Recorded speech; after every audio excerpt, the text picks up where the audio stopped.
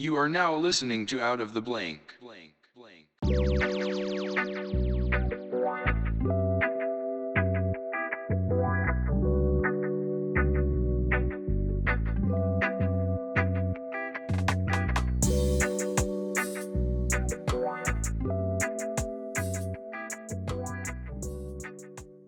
Welcome to another episode of Out of the Blank podcast. I'm here with Khalil, Saeed. Hey, how you doing? So why don't you tell me a little bit about yourself and what do you do professionally? Well, right now I'm kind of a full-time student. Live in Charlotte, North Carolina, and go to Johnson Wales University for business studies right now. And I'm a personal chef part-time, but for the most part, I pretty much just like to cook for a lot of times. Listen to music, and it's a small little short gist of about me. The average day lifestyle, I get it, but you said something about being a private chef and interested into cooking. What exactly do you mean by private chef? So private, more personal as well. It's more just about come from. I want to start by saying I come from like a quote unquote generation of new chefs that are a little bit non-traditional versus the actual old generation chefs. And I typically mean by that by saying that first off, it can be created in multiple different ways.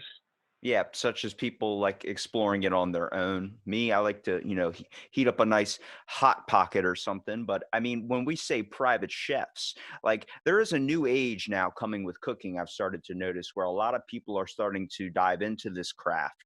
Back in the day, I'm pretty sure nobody really cared about cooking their food. Fast food was such a huge thing. But now it seems like we're in this new generation where there's health options. Hmm. There's all these people now looking at the health risks with fast food, and so many people becoming entrepreneurs now Yeah, exactly. where they're getting a job doing that. So they're spending more time at home, which means they're going to look for a hobby. I mean, you can complete, I don't know, a little bit of work for your job or whatever if you're an entrepreneur in like an hour, and then you have the whole day you're just standing around doing nothing.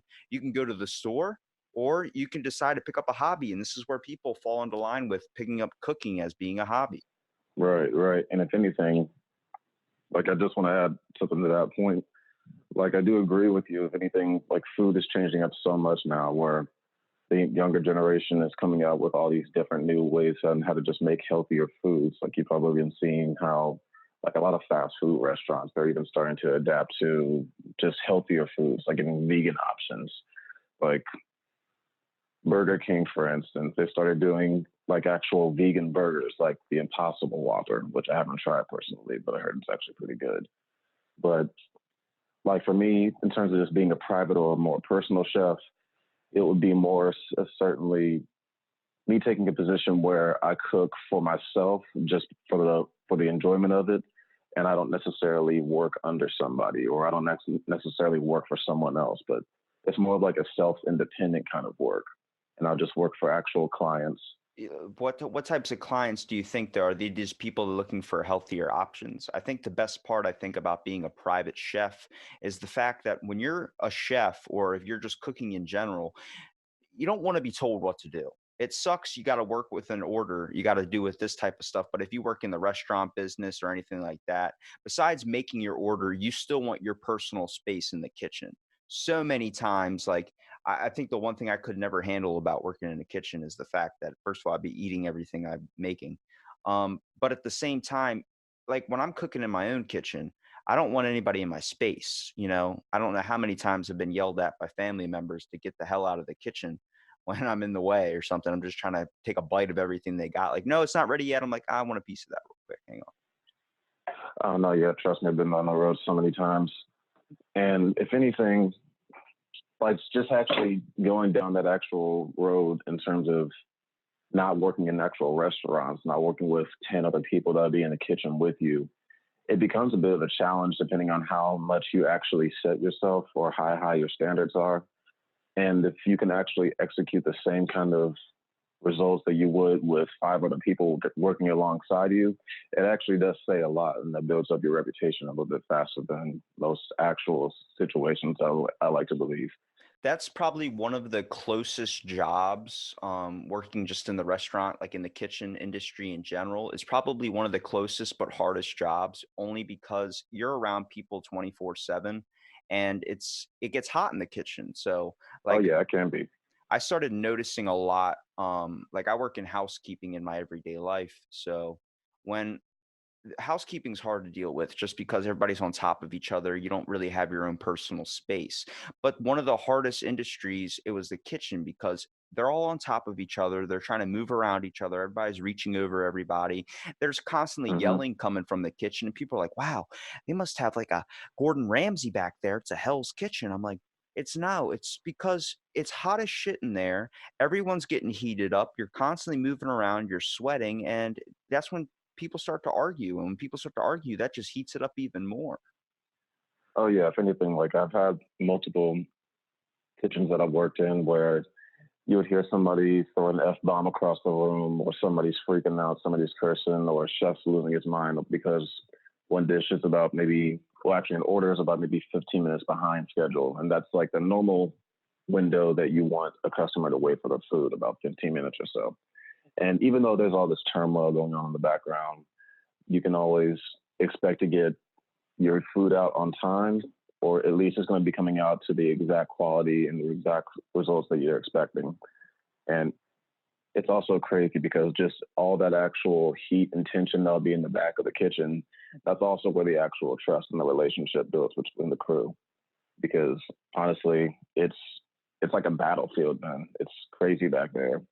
And like when it's all over, You don't ever want something to be turned back in from a customer like, oh, this wasn't cooked properly, this oh was too no, well done or something, because then that reflects onto you. But it's like, how are you able to supposed to do your job correctly if people in the kitchen are messing up, making you go behind? That's the one thing, like, that job, if one person isn't doing their job properly, then it throws the whole crew off. Next thing you know, it causes a chain reaction to where you're 20 minutes behind getting yelled at, and everybody else is just like, oh, sorry, I messed up. It's like, well, you messed me up. I was doing good. yeah, man, and I've seen it happen. Like it really is like a domino effect. Like I've been the start of it, or I've been just a victim in the whole process myself. But it really does topple down if one person's not on the same level as everyone else. And it's really just a mental thing because, like, if anything, each day that actually goes by when just working in the kitchen, you're just thinking to yourself, all right, so same thing as last night. We got about 200 covers or so. We're gonna have this many of this thing sold, this many of this. So just gotta get focused, do whatever you have to do to get ready, and just get ready to take it for the rest of the night. Because I mean, it's just gonna be. With personal cooking though, and being a private chef and also working for some, like, like some privately paid people, what are the types of things that you try and cook though? It seems like every chef at least specializes in one certain dish or a type of dish. Like, I live in a seafood town, so if you're going to be a chef here, you basically got to know how to work with seafood. I got you.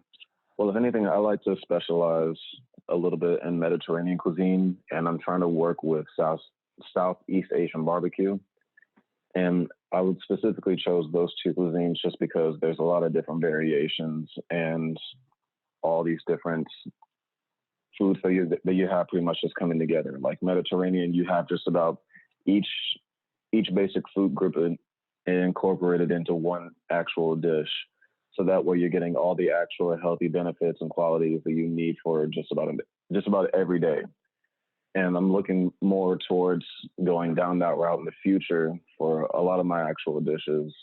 And hopefully, maybe one day I'll write a book. Is there a specific reason why, just besides it being like incorporating, I guess, a lot of healthier ingredients, that you chose this? Because it seems like where a lot of chefs kind of figure out what they want to cook on is on the basis of what is so popular. Like, everybody, if you're going to be a pastry chef, you're going to make desserts. That's always going to be kind of wanted just because people have a sweet tooth. I When it got you. comes to Asian cuisine, I mean, how many times do you actually go to like an Asian oh, I feel like Chinese food tonight, and you just go to a Chinese restaurant, pick up like a nice wonton super egg roll. See, I'm a big health nut because I'm a fitness freak. So when it comes down to the healthiest options, it's something where we're seeing a spark in people starting to go towards it now. And especially with like a Mediterranean style, usually it incorporates a certain type of beef or fish, um, rice, just the essential really nutrients that your body needs to sustain energy. I got you. If anything, like the reason why just for actual Asian, see now I'm actually still studying on Asian cuisine because there's a lot for most of the actual cuisines that I have seen or just have eaten offhand.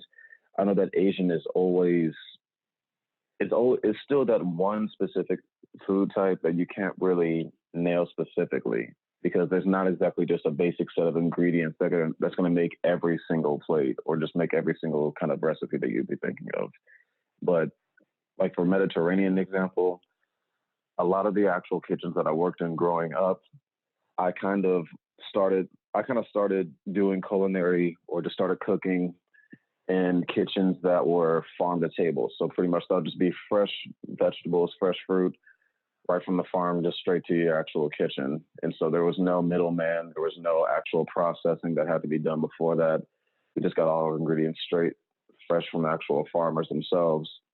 And with the actual dishes that we made, they incorporated a lot of different other ingredients with either local farmers or actual vendors that would be out of state, and just the actual quality that we would put in the labor time into actually making these, well, making the recipes first and then incorporating those into making the dishes. It just shows how much actual care is put into each and every piece of food that we make. And that's the kind of quality, that's the kind of labor that I want to actually do full time, but I like to do it on my own actual terms. What would you say constitutes more importantly to a meal? Is it the look of it, the certain type of taste to it, the quickness to it? Because I know a lot of people decide differently. A lot of people are like, yeah, I mean, it seems like most commonly where people love fast food, it's just because it's quick. They don't even really get to taste the meal. But I've talked to so many chefs. I have a couple friends that work as cooks and stuff, and they always talk about like when they design their meal, they want it to be appetizing, but also look good on the plate. And I know that sparks a whole giant, insane thing with people that like taking photos where it comes to the art of plating, styling it up. It's like, oh, it could taste like complete shit, but it looks good on that plate. I'm like, okay, all right. You know, it's actually funny, but like the art of plating, that's actually an IG handle on Instagram that goes down the whole concept of just, well, and the name itself, the art of plating. But you are right, because like when you go to a nice restaurant, like the first thing that people do before they actually eat their food is and I'm saying this as a cliche, they eat with their eyes. Like presentation, it can be everything in certain restaurants. And because if something doesn't look appealing or it doesn't look appetizing, then you're not necessarily going to eat it if it doesn't look good. That's Now, true. I taste mean, does go. I worked with a Haitian woman, and she decided she's just like, "Hey, you help me out. I want to do you a favor. I want to cook you something." And I'm a big like picky eater. Like I cook all my own meals. I never go out to eat or anything. And I'm like, Right. "Look, I'm fine with like my basic stuff. Some salad, like some iceberg lettuce, whatever. Couple vegetables, cucumber, whatever I want to choose for that day, and a can of tuna. I'm that simple. Maybe like I do have a really bad kind of addiction to cereal in a way, so I'll use that as like a crouton or something. So I know that sounds disgusting. It doesn't look good, but it tastes good, trust. And she was telling me, she's like, I'm gonna cook you a nice meal. What types of rice do you like? And she started asking me all these questions, these types of things. And then she came in the next day with a container, and it was filled with. I've never had goat meat before. It had goat meat in it. It had fresh beans she made. She had rice. She had this special sauce that was drizzled all over it. It looked like it was covered in mud. And I saw it and I was like, oh, thank you. And it's like leaking out of the bag that she gave it to me. I was like, oh, thank you. Put it in my car. It took me weeks to get that smell out. But I go home and I'm like, all right, well, I'm going to try it. She made it. So I ate a scoop of it. It was the best fucking thing I've ever had in my life. I just wish she would have told me that inside of a goat, whatever the meat she gave me, there's bone. So I'm thinking it's like a piece of meat, like a steak, so I can just bite into it and like swallow it. As soon as I took a bite, all you hear is beautiful porcelain crack. I'm like, ah, Yeah, that would be the one actual thing. If for like certain, I'm not gonna say this is maybe for certain meats, but yeah, just presentation wise, looking at some food and thinking that it could taste one way versus how it actually looks. I have tasted some foods that looked not necessarily as appetizing as you would think, but they would be amazing. In terms of actually running into actual problems like actual bones being in the food, that's something that I definitely try to avoid just because it could upset. It could definitely change your whole mood really quick after you start to eat something like just a whole actual well, a lot of people think it's going to be like just biting yeah, into a well, a lot of bone. people think it's going to be so simple on the fact of they think that cooking is just, oh, you cook it and then there it is. They don't go into the whole art of plating. I mean, like if you go to Outback Steakhouse or something, that bloomin' onion, that's set up for a fucking presentation. That thing is lit up, with the sauce right in the middle. It looks so appetizing, even though sometimes it's just like really greasy. You just completely ignore it because it looks so good, you know? Oh no, yeah, they have to live up to that actual Outback. They have to live up to the actual reputation for Bloomin' Onion because I mean that's one of the many dishes or just starters that you would send out to a table of five that they're famous for. So if you're just sending it out with a whole bunch of onions just stacked up on top of each other, it doesn't look pretty. Then maybe two people at the whole table are going to pick at it, but it's not going to really leave it. It's not going to really leave anybody satisfied if it's just only two out of five. Yeah, I feel like the best part about Outback though is that bread, dude. I'm just like, look, I don't even need the meal, just keep the bread a coming. Oh, God, you have no idea. What type of bread is that, by the way? I've always tried to look it up, but I never can remember what it is. I'm not entirely sure off of the actual name right now. If anything, I know it's been a little minute since I've been to Outback myself, but just from like past experiences, when I go to family, when I go with some friends, that's the main thing that we'll at least get at least 2 or 3 rounds of every time. I'll tell you what the name of the bread is. It's called God's bread. It's what they use at the Last Supper. I can tell you that thing. I I would not be passing that for sure. I would tell you that. But when it comes to kind of your own research into making your own kind of meals, like you said, you were more interested in the kind of the Mediterranean and like the Chinese style. When you're doing research for it, how are you doing your research? Like, are you going to different places? Are you going? I know a lot of people like chefs tend to travel, Hmm. or are you just kind of researching everything that's in it, and then kind of creating it yourself? Well, I'll research the individual ingredients that would be in these actual dishes that I'm looking up, and in terms of how I'm actually incorporating them into the dish itself, I'll either do my own variation of the actual dish, or I'll try to go out to Oriental markets or international markets just to find these specific ingredients. So that way, I can use them in the actual recipe. And a lot of chefs they do tend to travel out a little bit more to find these specific ingredients because some areas they may not have exactly what you're looking for. Like for example, like banana leaf. I know for a fact that if I try to look for some banana leaf right now, I'll have to go to an international supermarket that will be maybe well not far from my area right now. But I know that other areas, like from where I was born before, I may not necessarily I may not have that much success in finding it. So it definitely depends on how diverse the community that you're living in, or what, as well as the city that you're at. If you're trying to find specific ingredients, it's going to be a little bit harder for you if you're in a small area and you're trying to work with, say, just Indian food, but you live out in the middle of Utah. I'm not really sure exactly the area or the landscape out there, but it may be a little bit more difficult for you to find them locally versus having to travel out hours out of hand. I definitely think in the future there needs to be. at least a rise in just people trying new things, whether it's going when you go to the grocery store. It seems like so many people are just they grab like a basic like lettuce or something and then they go right to the canned meats or they go right somewhere that's quick for cooking. Hmm. I want to see a shift where we care more about food rather than just it being convenient or a heatable item. You know, I mean, it's strides in my own life. Like I'll be walking by and I'll see one of those star-shaped fruits. I don't even know what they're called, but like they have spikes on it and shit. I'm like, Mm. I wonder what that tastes like. I grab it, next thing chop it up. I don't like it, but at the same time, I took the time to do that as well. Like I used to be so simple when it just came to a can of tuna. I can always do that. I can always do that. But like I've been doing that for years now, and now I'm like, this is some bland shit. Like, this is not fun. I mean, I learned my whole spice cabinet. I figured out that cumin, you can dump that on anything. It'll make it taste like Taco Bell for sure. And then oregano, don't even get me started. It can make it taste like Domino's pizza crust. I'll tell you that for sure. But when it comes to like just taking a little bit of shrimp out of like, you go to Walmart or something, you buy a container of shrimp, throw that in a skillet, take some marinade, take a little bit of like lemon or something, sprinkle that over up top of it, take a little bit of spice, just dash that in there. Now, I don't care how much you want to fancy it up. If you want to be like the guy that sautés the meat and flicks his wrists that way, if you want to do that in your own kitchen, do it.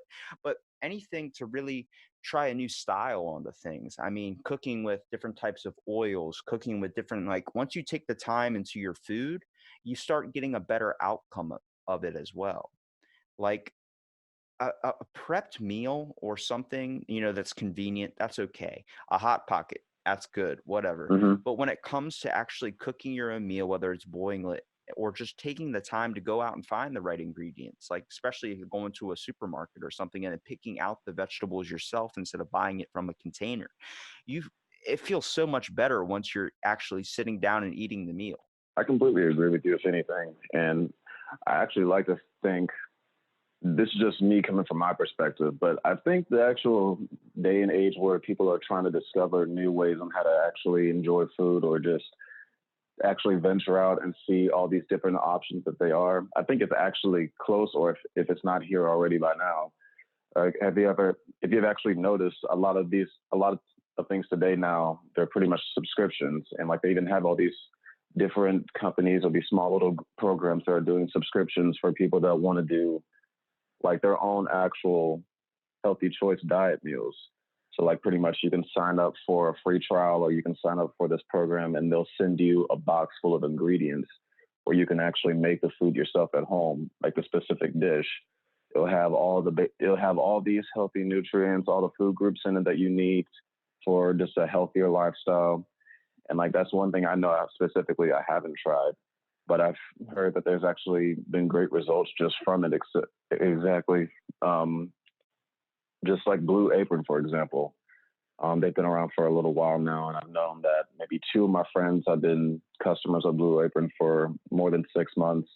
They're actually pretty happy with their results so far. They've actually once about to stop his actual subscription and just start cooking from scratch from going to the grocery store, going to actual farmers markets, where normally you would see a lot of people that they tend to be on a healthier lifestyle, but they want their fruits, their vegetables, they actually want them from the source.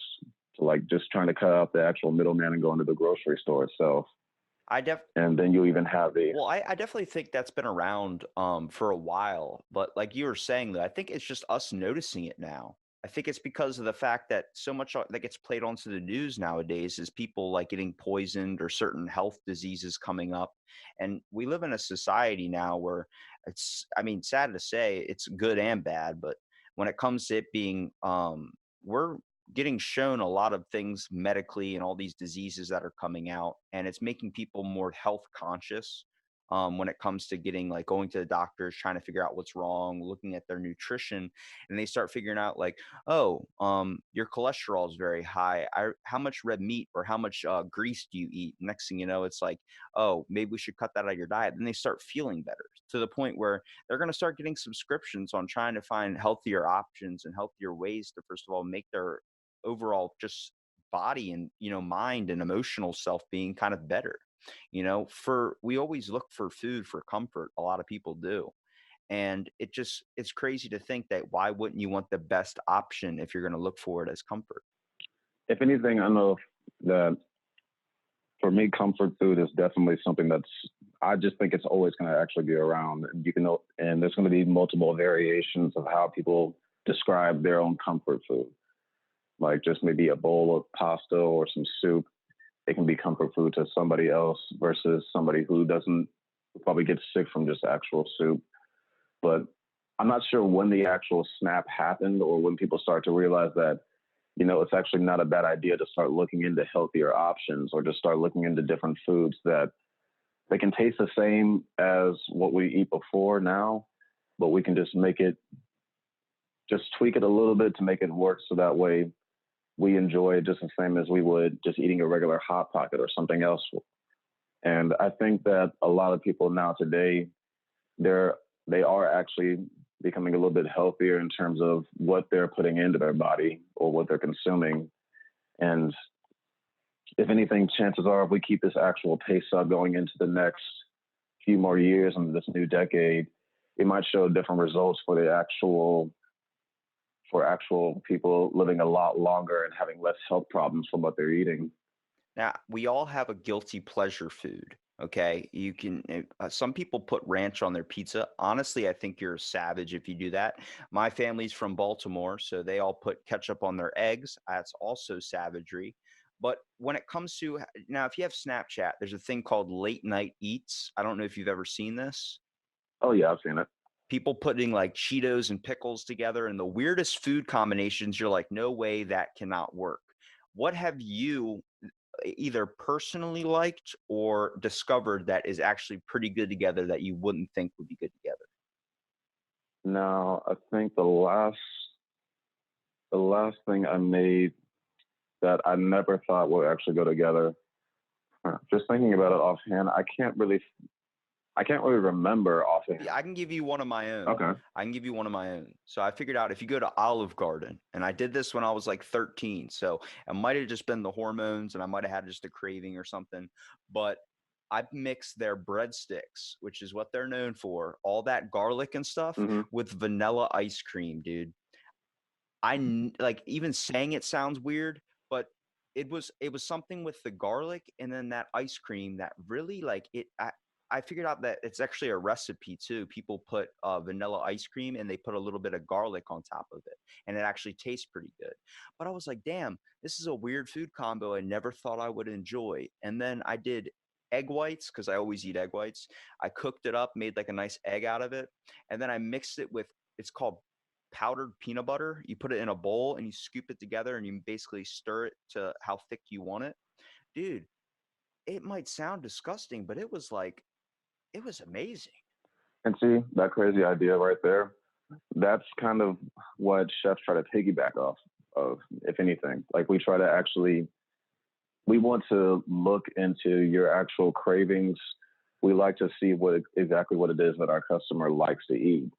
And so if you've ever been to a restaurant and someone's asked you what your actually not even just a restaurant, just a regular conversation with somebody. If someone's ever asked you what your favorite food is, and you say, "Oh, I like Italian food," or I like barbecue, I like Asian food, and then you tell them something like this out of the blue, how you like to do garlic breadsticks with vanilla ice cream.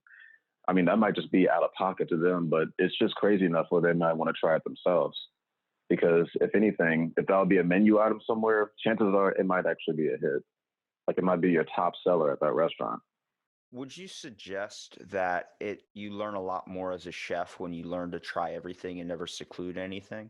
I feel like, you know, my grandpa always used to say, try everything once. And I'm definitely pretty sure he wasn't talking about cocaine or anything like that, but when he was like, don't ever like when it comes to like eating something, like don't ever just deny it because you think it's going to be this way. He goes, you can hate sauerkraut one day and the next thing you know, you could love it later in life. Your taste buds change, you learn to adapt, but never give yourself like, I guess, never lose that writ or chance of trying something new. And I feel like as a chef, like your main kind of information base and the thing that you kind of strive off of is your taste buds.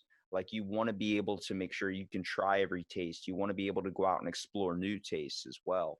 I mean, my fascination coming from just loving Chinese food now, I used to be okay with it. Like, yeah, I'll order a wonton soup or something, but I went to this Chinese supermarket that was like a small little rundown store next to this giant food line. I was like, I've never been in here before. I can't read what the sign says, so hopefully they're open.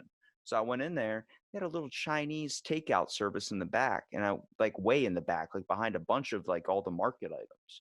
And I walked by, grabbed, went back there, just picked something off the menu, ate it. Completely faith restored in Chinese food in general. Like it was one of the best meals ever. I'll still go back there. It's about 45 minutes away, closer than the one that's right beside me. But just that experience was something that I was like, a lot of people don't even know about and they're completely missing out on when they go to a fast food place.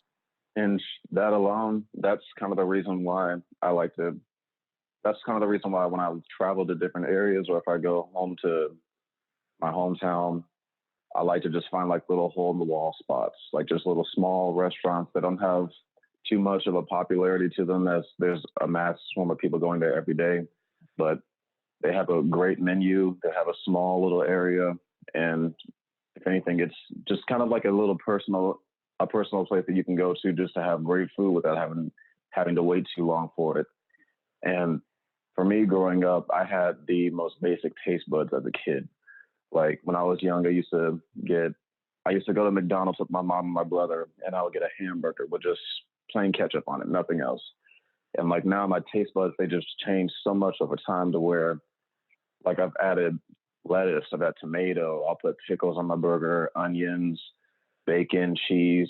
Like your taste buds over time as a chef, they really do have to change up because if anything, you have to know what things actually taste like because if you're going to make something that has all these ingredients on them, but you've never tasted them before, you don't know how the dish is going to taste. So it wouldn't really make much sense for you to not explore your taste buds and just make it a little bit more culture, make your taste buds a little bit more cultured. Because especially if you're following a cuisine for a culture that you don't know much about, so it kind of gives you a little bit of an advantage if you every now and again just go out to a little restaurant or somewhere with your friends, family, just try something new because you may get an idea or it may surprise you just how good the actual food tastes and what you can actually come up with to incorporate that with your own food. And then it may lead to something great. You just never really know. When it comes to when you're creating a meal for a client or something, how do you usually go? Like, what are your steps to kind of figure out what you're going to make for them? Well, the first thing I try to ask them is what's their actual goal in terms of how I could provide my service to them. Because a lot of people I know now, they're trying to, well, again, everyone's trying to stay healthy. Everyone's trying to stay fit I'm on and that in shape. keto, bro. I'm on that keto. Exactly. So they want to know how can I enjoy the same food that I'm having, but eat it in a healthier way. Like I'll ask them pretty much what their weekly goal is. Like how many are they trying to work to lose a certain amount of calories per week, or what kind of servings do they want to have? And pretty much I'll just ask them all their favorite actual sides in terms of grains, greens, produce, proteins, and exactly what they want, what kind of dish specifically do they want, and how I'm going to be able to prepare it for them. Now for some that are a little bit more, I won't say complicated, but a little bit more elaborate, they'll want weekly meal preps to set out for them each week, so that way they know exactly what to eat in terms of just staying on track with their fitness goal. And I've had maybe one successful client for that specific process, and frankly, I haven't been updated with him recently just because I had to relocate. But in terms of actually mapping out a meal plan for some people, it can be challenging at times because you have to actually make the proper adjustments in terms of where to actually get all these specific items or just ingredients, foods. And if anything, I try to narrow it down to just one location so that way it saves me the time and ease and just less stress in terms of trying to actually find it all in different markets or different stores. just to actually just make my time a little bit more easier.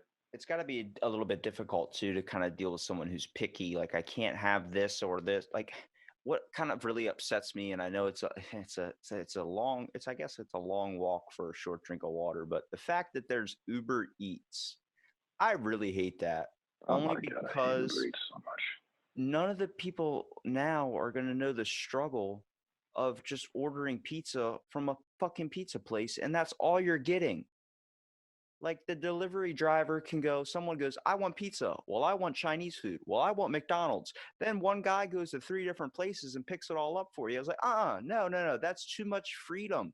You are restricted to the Domino's or Pizza Hut pizza menu with just pizza. Like, hey, Pizza Hut. And they're like, what do you want? And we're like, what do you have? Oh, we have fucking pizza and we have garlic sticks. Is that what you want? Well, I want a cheeseburger. We'll call somebody else. Then they hang up. But now you got Uber Eats that gives you that whole limit. I get if you want the best to cook a meal or something and you want to be able to go to all these different places and get the right amount of ingredients too, but it is a convenience factor as well, because a lot does go into grabbing the ingredients, but you don't want it to over kind of saturate the cooking process as well. You want to be able to spend more time in the kitchen cooking with all your items rather than having to go from store to store to store to get the ingredients. Because then when you sit down to finally cook it, you're like, this took too much shit to even get across. You end up wanting to give up halfway through. Yeah, unfortunately, that can be true at points. And like for one thing, no, I say that a lot. For Uber Eats, I know that specifically when I had to relocate from Atlanta to Charlotte, my biggest challenge that I had coming here was just getting my own apartment for starters. Like this would just be the first time I've ever had to live on my own. And so Uber Eats as well as like Postmates, those are side hustles that I like to do every now and then. Like I do like it because it gives you the opportunity to make your own schedule and you can make how much you actually want. Of course, just depending on certain situations, like how busy it's going to be that night or that day. Now, the one thing I do not like about Uber Eats or Postmates is the certain areas the certain restaurants that they allow to actually use those services. The food that they ask us to pick up at most points, it's not really. It's different from picking up food from Chipotle versus picking up food from somewhere like, I'm not sure if you've ever heard of this, but like Five Church or like just any high class restaurant where they have food it has an expiration as to how long it has to sit on a plate versus if you're actually sitting in a seat at the restaurant. Me driving it to you in my car, it's probably not going to taste the same as it would if you're sitting down at the actual restaurant. Because if you order something like calamari from a restaurant and you're asking me to drive it like 20 minutes to your house, you just wasted like, I don't know how much money just trying to order that online, because that's literally one thing that you do not want to wait on in terms of eating it. It's It's just also like one it's of those. also the environment too, man. I mean, the fact that when you go Yeah, to a restaurant, like that's a big thing that people are missing out on now, just with the ability of having a phone at your fingertips. Like having going out to family meals when I was like 14, 15 years old, my grandparents always took us like Applebee's, TGI Fridays, and all this stuff. And this was back when cell phones weren't as fast or had so many apps on that there are now. It's just a flip phone. Back when you sent a paragraph, you meant that shit. right. And it was you were way more connected. You heard stories. Some of the greatest moments in my life were doing that. Like we went out to eat, I think recently, like the first time I've been out to eat in like 5, 6 years.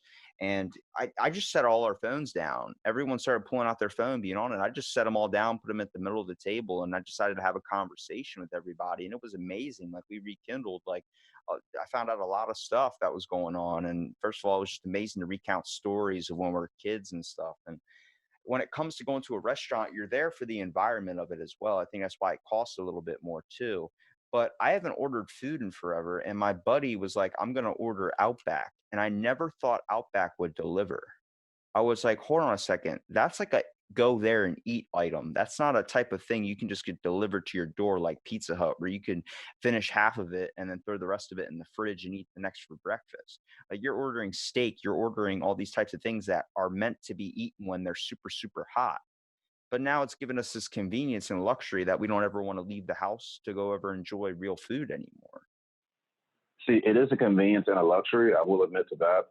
because I mean, if you actually like say if you had a long day at work and you probably forget to actually go out to get dinner because you may not want to fix dinner when you get home. And so it is a convenience to actually just with a touch of a button on your phone, you can just order food like that. And I feel like a lot of actual restaurants like Outbacks or Chili's, Fridays, they were already going to be on the same track to just doing being a part of Uber Eats, just because they already have a takeout option.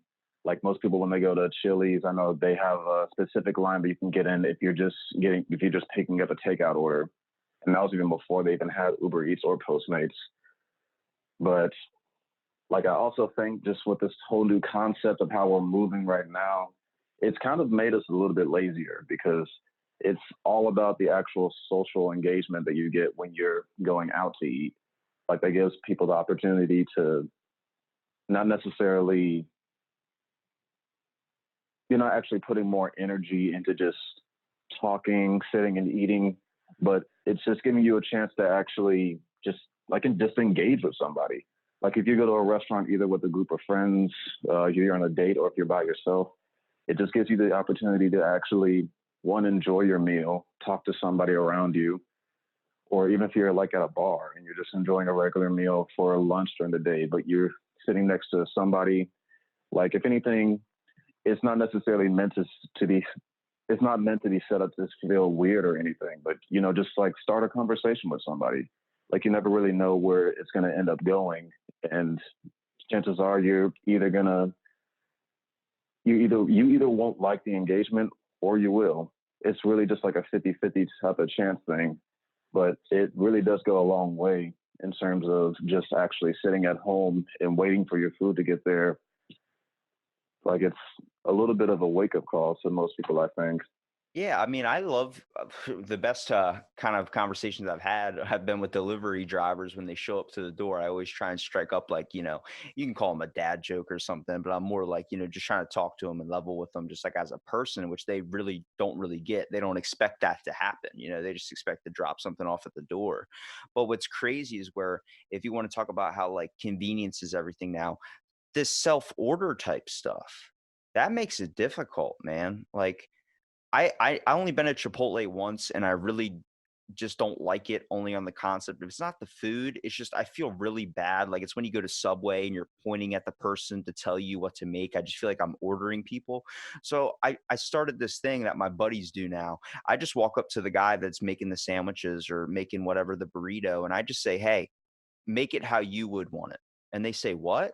And I said, "Make it how you'd want it." They're like, "Do you like chicken or meat? Do you like this?" And it does strike up a little conversation. You could tell them, or you could be like me and just be like, "Dude, I'm putting my faith in your hands, man. I'm going to pay for it. If it's good, it's good. If it's bad, it's bad. It's whatever, man. I'm not going to blame you for anything. I'm putting my faith in your hands."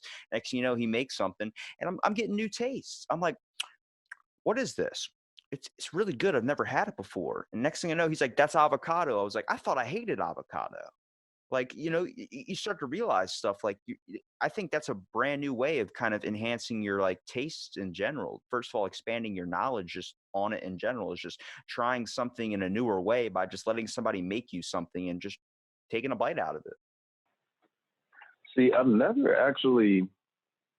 thought about that. That's actually really interesting because if anything, I know that just going to Moe's or going to Chipotle specifically, like that's the normal setup that I would always go by. Just kind of tell the guy what I want on my actual burrito or what I want on my sandwich. In terms of actually giving them the wheel and letting them drive, let them put whatever they want on it. It does give them a little bit more freedom, and honestly, I feel like that actually makes them enjoy their job a little bit more. Yeah. I mean, if I hit you with something smart, let me hit you with something dumb real quick so we can level out the conversation. I make glow in the dark socks. No, I'm just joking. But when it seriously comes to like going to Chipotle and letting the guy make your food, like you never know what you're going to get at the end of it, but it's definitely going to enhance your taste buds too. I also think that like you see so many places like you go to Royal Farms, you go to all these types of, quick convenient gas station meal type things. I think like if you go to a place like Chick-fil-A, you go somewhere like that, they give you like orders and meals to work off of, I guess, but you never like Chipotle is just one of those different places. It's one of those like Subway style places where they make it your own. You have a wide variety of things to build your own sandwich or whatever, but the person that works there. Like my buddy works, I don't know if you have Wawa where you're at. Oh no, It's I'm familiar with it though. it's yeah, well my buddy worked at Wawa and I would always go up there and order the same thing, a cheesesteak, lettuce, and black pepper. That's it. And he would just double meat it and double like condiments, tomatoes, all that stuff, all of it for me. And then one day I was like, I just ordered a regular sub and I just looked at him. I was like, I know what the ticket says, but honestly, I want you to make it how you would make it for me. And he goes, just knowing me, but also kind of knowing what's good on the options to choose from as well. Like this chicken's been sitting in here for a couple days, so I don't think he's gonna like that. Or this has been like he knows the ingredients, he knows what he's working with, and I got a way better sandwich out of it. And I remember like my one buddy that was with me at the time, not the one that was prepping the food, but the one that ordered a sandwich. He was like, "I'm just gonna get a chicken melt or something." I'm like, "Yo, he just told me that chicken's been sitting there for a couple of days, man. I wouldn't eat it." He's like, "I'll be okay." We get in my car. Next thing you know, it's soaked in juice. It's stained through the bag and went down into his pants. And he's sitting there screaming for 20 minutes about how his pants are now covered in chicken grease. I'm like, you should have just, you know, let our friend make our food for us the way he would make it and the way he knows what's good and what's bad. Like, if you start just kind of going through life, going on this autopilot when it comes to ordering your food, when it comes to what you eat, you miss out on like discovering something new. In that situation, it won't lie, your buddy definitely should have trusted your friend because if anything, I know that if somebody in the kitchen tells me that this is bad or it's been sitting here for a little while, if someone ever tells me that this has been sitting for a little while or a certain number of days, I'm immediately straying away from that item just because I'm either gonna two things are either gonna happen. Well, one thing's definitely gonna happen. I'm not gonna be happy. Second thing, I'm probably gonna get sick, so I definitely don't want to eat that. But in terms of again, just letting somebody else actually make the food for you, I know for a fact that one employee at Chipotle, they're probably gonna remember you when you come in next time, just because you you took their daily routine and you made it something a little bit different for them. So instead of actually making a simple food order from them asking you what you want, you actually let them create something, which is a lot of things that I love about cooking. You get to create. It's not necessarily something that has to be right or wrong either. Like it's just whatever you think is right, whatever you think is going to go well together. That's what you can create and bring it to somebody else for them to enjoy. And that's the one thing that I actually just enjoy the most about this field.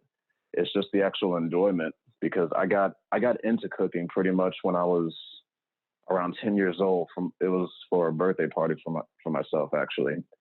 Like I had a whole bunch of family and friends come over. I worked with my dad and my stepmom to make a giant bowl of spaghetti for everyone. And just the actual labor it took, just cooking off the actual meat, adding the ingredients, seasoning everything, make sure that it all tasted good, and then seeing the results. Everyone loved it all. That was the biggest accomplishment that I had for an 11-year-old that day. So if anything, just being able to create something like that, that guy, he's probably going to remember you when you come in next time, and he's going to give you something different from last time. I'm pretty sure. I see where it comes to creativity in the kitchen. I think when like you mentioned before writing a cookbook. Yes. When it comes to writing a cookbook, a lot of them fall around the same basis. Like, oh, this is the diet trend. This is how the meal is. But I think one of the coolest things about a cookbook, a lot of people think you have to do it exactly like it says. But I feel like the best part about it is your own kind of view on it in general. Oh When no, you look at please. the Yes. cookbook and it says 2 tablespoons of this, 3 tablespoons of that, add this for taste. It's like, what happens if I add this though? What happens if I add that? What happens if I do it this way? And next thing you know, it gives your mind a whole new avenue just to create something that you think is going to taste good and ends up tasting maybe better than the actual product to you. Oh no, I mean, I completely agree with you. If anything, because like whenever I would see a new recipe or I'm making an old recipe that I've that I've had multiple times over. Like I'll do my own variation. I'll definitely go off script and I'll add different ingredients or I'll add extra ingredients that I think will taste great with this dish. And 5 times out of 10, it turns out exactly how I wanted to, or be a little bit different from what I was expecting. But that's the experimental that's the experimental that I think for cooking comes into play, because you're not necessarily working with something that you've never done before. Well, I mean, you can if you just depending on the actual dish or the ingredients that you have at your disposal. But going off script and just cookbooks itself, that's kind of the idea that a lot of people probably don't actually look at. And I want to say the reason why is just because people like to actually follow the instructions to the fullest, or to just down to the last point. But going off script with certain things, especially like recipes in a cookbook, you'd be amazed how you can actually tell somebody how they made this recipe out of this cookbook, but they did it their way specifically, and it tastes even better than the chef when he wrote it himself. Your friends are probably not going to believe you as much until you actually make it for them. And then you start to make it a little bit more until you actually start to enjoy doing this so much that you do it with other recipes. And that's just where the love just starts to build up from it. And this is where you kind of understood that you wanted to make your own cookbook. Like, what types of things are you going to include in the cookbook? Are we talking about, like, is it a specialty recipes, or is it just going to have a bunch of stuff that you find interesting and very, very tasteful? Definitely, it's going to be multiple cultures, and so it's going to be different cuisines involved with it. In terms of what specific cuisines I'm going to include into it, I'm not entirely sure yet. I'm debating if I actually want to include Mediterranean in it. But for now, I'm still just kind of like, I'm still young in the actual industry itself. So I still have a lot of venturing out to do. I still have a lot of things I need to see in terms of making the right decisions on what I want to include in it. Because the best thing that I think about actual cooking itself is just being able to travel and experience what other people like to enjoy. Like, it gives you a little bit of insight as to how different people actually work, or what they consider to be good in their own aspects. And so I believe that even traveling, it helps chefs a lot to actually open their minds a little bit, to be a little innovative in the kitchen, as well as think about people in general. Like hospitality, that's one of our many gifts of just being in the kitchen, working in the food industry. We have to provide a specific service for people where they can enjoy the same food that they would make at home for their family. I want to be able to actually create that food and give it back to them. So that way, it's just like, it's almost that experience to where if you come into my restaurant, if I'm making food for you, it's going to taste just like how your grandma made it. And you're going to feel right at home. You want that familiar experience. Yes. Yeah, see, that's what I think is a lot about what I like about certain foods too. If you take a bite of something that you had when you were a kid, you get hit with like a wave of nostalgia. Like, I remember I ate like eating a taquito for me now, like something out of like a microwave box, like Jose Olay, whatever the brand you want to buy. Mm-hmm. If I eat one of those now, I immediately get sent back to when I was like 11 years old, 12 years old, playing video games with my brother. And I think it doesn't even matter if the inside's cold, like a Hot Pocket or something, if you didn't heat it all the way in the microwave properly. It takes me back to that moment where it's like, that was the whole meal. That was why I bought it in the first place. I think having that familiar experience or something like that, like when you go out to a restaurant by yourself and then you start to remember, like, oh shit, like I went here with my grandparents, I went here with this and that. That constitutes a lot in a meal too, that I think a lot of people don't really understand. It can, honestly. And like the funniest example that I can think of from that whole concept is just this one Disney Ratatouille, that Disney movie about the rat that wants to become a chef. Like, pretty much how you have that big food critic that was supposed to be one of the main characters in the movie, how he came in pretty much just always having an attitude, always seeming upbeat, moody, and upset, or just angry to other people. Like, just actually biting into that one dish that he was critiquing, so to speak. and just kind of how it sent him all the way back to as a child, just coming into his house because he scraped his knee or something happened with some other kids. And his mom just sat him down, gave him a plate of food, and immediately he felt better. Getting that exact same experience just from eating at this restaurant, like it can really change someone's mood completely. And I've seen that happen multiple times. It's That's not necessarily saying it's comfort food specifically, but It's a spiritual meal, man. That's what it is. yeah, actually, yeah, it is. Dude, I've had one of those spiritual meals, not in the good way though. At a 7-Eleven near me, there's a man. I'm dropping so many fucking gas station names. All right, but a 7-Eleven near me, they stole sushi. Yeah, I know sushi at a gas station. That's a beautiful option, ain't it? I That's went a in good there and I ass bought sign. it, and as I'm buying it, the guy's like, "Are you sure?" I'm like, "Yeah." He's like, "I wouldn't do that." And I'm like, "I'm gonna buy it." I haven't had sushi in a while. And I'm like, I have a craving for sushi, dude. I got so sick. I literally protested that 7-Eleven Yeah. every day. I went there and bought the same sushi every single day. And I'm like, I hope you know, as I'm paying for it, I swear to you, I'm telling him, I'm like, this is making me really, really ill. He's like, then stop buying it. I was like, I'm not, I'm going to keep buying it until you take it off your shelf. And then he eventually ended up taking it down, which is really funny. But, it was that too. Like that was a spiritual meal, but in a completely different way. I realized I'm never going to eat gas station sushi again. But like, there are those, like, you want to talk about like a small find or a good find, like going to 7-Eleven. I remember when I was like 14 years old, whenever I walk in there now, I think about this moment when I was 14 years old and I went in there freaking high as shit on my bike, and it was like 2 o'clock in the morning, and I'm like, "Can I get a taquito?" And he's like, "Yeah, what kind do you want?" I'm like, "Buffalo." He goes, "How many you want?" I'm like, "One. I only have enough money for one." Dude, he just looked at me, took them all off the roller and gave them all to me, and he was like, "They're free, dude. Enjoy." I'm like, "Oh my God." Like those moments, like a lot really correlates down when it comes to the memory and food. And if I had to ask you, what's one food in particular that has a distinct memory into your head, what would it I be? have to say it has to be definitely ramen. Like ramen for me, Now, are we talking about college ramen, like the 25-cent one, or are we talking about like actual cooked ramen? of course, I'm talking about the 25-cent ramen.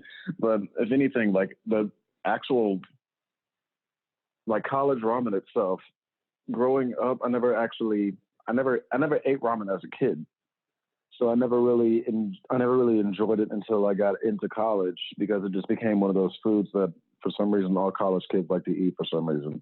I can't really explain it myself, but it just became a little bit of an eye opener as to a little bit more on a take of chicken soup, so to speak.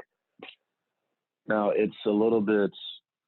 I want to say that from my experience when I first ate it, I it was one of those nights when maybe working on an assignment that's pushing about maybe 1 o'clock to 2 o'clock in the morning, and I just wanted something to eat, but that was all that I actually had in my cabinet at the time. So just even fixing that up, I thought to myself, like maybe 3 months afterwards, when I was doing the same thing, pretty much I started adding all these different things in the actual ramen itself, like just maybe a little bit of hot sauce, or I'll put a little bit more seasoning on it, like some lemon pepper, for example, and like just incorporating all of that together. It just became something a little bit more comforting at 2 o'clock in the morning because honestly, I'm an insomniac, so I barely get any type of rest at night. It takes me forever just about to even go to sleep. You're talking to a fellow insomniac, dude. I probably get maybe 2 hours a night, man. I'm at the gym at 2 o'clock in the morning, so I feel you on that. But when it comes to Yeah. like, I've started noticing like a lot of like people, especially the interest increases when it comes to like, first of all, college kids finding so many ways to first of all incorporate better things to do with ramen. Like my buddy will grab like spicy nacho Doritos or some type of Dorito he will specifically buy that has a spice to it, crunch it up and put Hmm. it on top of the ramen, making it like a crunchy soup in a way. And like just seeing the creative things that people can start doing with that, I think that's where it starts too, that interest for creativity in the kitchen. And you expand it out into other things. But I mean, I never ever in my life got the beef flavor packet or the chicken flavor packet and was able to do it correctly. I would pour it in there and I'm like, this tastes awful. This tastes like I'm eating a brick in flavored water. But you know, learning how to make it your own, I think, is one of the most important tools. And first of all, the most important aspect in a chef and in the cooking industry in general. I agree. If anything, the actual I want to say the actual companies that make those ramen packets, like they actually have made. I believe at one point they just came out without the actual. They didn't actually add the specific spices to them until after people started getting feedback that everybody's adding all these different spices like chili powder flakes or just paprika, cayenne, adding hot sauce. So people they start to realize that a lot of people, specifically Americans, like they like spicy food. So that's what they started to put in their actual packets now. And some of them even start to start to add vegetables. Or I know that some ramen packets, some actual packets they have like a little bag full of vegetables, like maybe some cut up corn, some carrots or whatever, and they'll start putting that in the actual food itself too. But like it's a little bit crazy to me how just one person actually starting something that becomes a trend, it starts to work its way back up to the actual producers and they start to make the actual changes to their product so that way they can either produce more sales or just get different results. Now I know it's appealing to a specific kind of customer because of course not everybody likes spicy foods. So you may lose a small percentage of people that aren't going to buy the product anymore just because it's all spicy now. But it tends to be an eye opener in many occasions to where you can benefit or you could lose from it. Yeah, I It's know still something worth learning from. Lace Chips did that for a while. They sent out a tweet like, "Send us your awesome ideas for a new flavor of Yeah, chip," and then they started making like chips that were insane, like biscuits and gravy or Southern fried rice or all these types of things. I'm like, how the fuck do you get biscuits and gravy into a potato chip? They did it. yeah, They did it. I don't know how, yeah. I but still don't know. I have no idea to this very day. that's where I think, like you were saying, like a lot of like producers, people that manufacture this thing, if they actually opened it up to maybe the public a little bit more and had someone go through and actually maybe took some considerations at hand and maybe they could find a new chip flavor. I know Bugles did that at one point as well. Um, it's, we live in a society where there are constantly people innovating, but they're afraid to get their voice out there. And I think like the best way a lot of people are going to see a trend now of trying to get their opinion out there when it comes to maybe an idea or creative styling, when it comes to painting, when it comes to a song, when it comes to just cooking something in general. Hopefully this trend is actually going to increase because I feel like there's a lot of people that want to be innovators but don't ever really want to take that shot. There's definitely there's definitely that group of individuals out there that try to get the necessary feedback or try to please that or satisfy certain people in the community so that way they can actually benefit from it. But if anything, the actual risk with doing that, just trying to actually be innovative, it can prove to be a bit of a problem if it's not exactly going meeting up to the standards or the results that you wish. And I want to say that a lot of companies that are failing are trying to do that now, but honestly, a lot of companies that are making steady money or they're actually pretty successful, they're doing the same thing, and they're actually not entirely sure what all the results are. But I'm not sure if you've actually heard of it. But you heard like I think it's Coca-Cola. They did like a new flavor like Coca-Cola cinnamon. I think. Yeah, yeah. I think it was called Coke Fire for some reason. Yeah, I think you're right. But like they chose like I remember when they started doing they started having like little pop-up stands in certain areas of the city just to have people come up and try this different flavor that we're trying to start selling. And it was a little weird at first, but you wouldn't. It's actually surprising how well Coca-Cola goes together with cinnamon. Like you never necessarily would have thought about it because when people think of cinnamon, First, I think of the cinnamon challenge, which is god awful, but they actually work together. Like the two flavors together, it's not necessarily as fizzy, or it doesn't have like a strong aftertaste to it, but it's just right to where it mellows out a little bit. Like the flavors, they kind of complement each other. And so like a lot of companies that want to be innovative and reach out in terms of having people give them feedback by either sending them surveys or giving them little sheet cards if you're at a restaurant, just to see what they thought about the actual meal or specific item. It tends to work in a lot of companies' favors or small businesses, to where they can actually make the proper adjustments. So that way, if they're on top, they can stay on top. Or if they're working small and they have to grow a little bit larger, they'll start to grow. Yeah, see, this is where we need to message. Damn, I'm doing another name drop, but KFC, tell the Colonel, change that original recipe, bro. Come on, man. I know we don't mess with the original recipe, but sometimes there might be a better way of doing it. Oh, definitely. If you want to talk about fried chicken, that's going to be a whole another hour, because so there's so many ways on how to make amazing fried chicken. Well, I really appreciate you coming out and doing the podcast, man. It was awesome being able to talk to you about this too. I I know this love is your awesome. work. I love your work, man. If you want to promote your Instagram page so people can see the mouth-watering food that you make, because you got some pretty appetizing stuff on here. Most appreciated, sir. My definitely my IG handle is Chef Lil. That's spelled CHEFLIL. Saeed. But I really do appreciate this, man. This was a lot of fun. Hey, I appreciate you being on, and thanks for listening to this episode of Out of the Blank podcast. And stay tuned for our next episode.